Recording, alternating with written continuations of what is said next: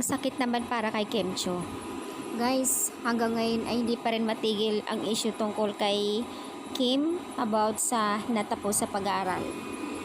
Isang emosyonal na si Kim Cho ang nagbahagi sa kanyang saloobin sa issue kaugnay nga sa kanyang educational background, na ayon sa actress, masakit para sa kanya ang palaging paulit-ulit na lang pagbabatikos tungkol sa kanyang natapos sa pag-aaral.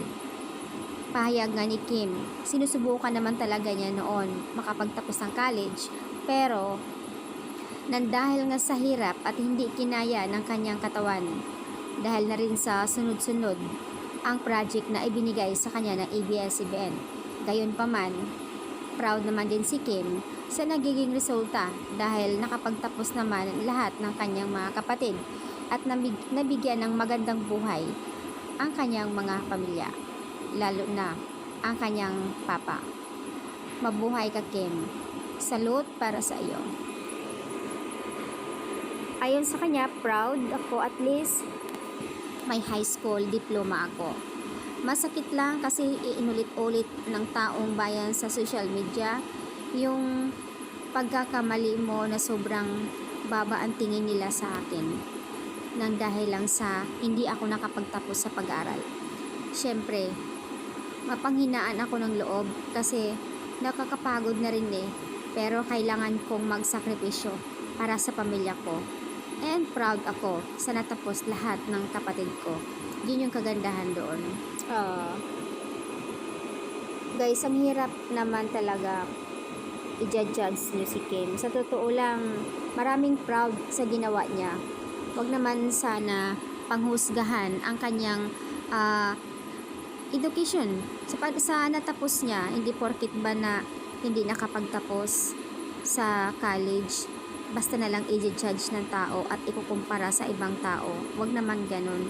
Kasi hindi naman lahat artista nakapagtapos At hindi naman din lahat ng artista na kapag tapos sa pag-aaral ay nagiging successful ang buhay nila.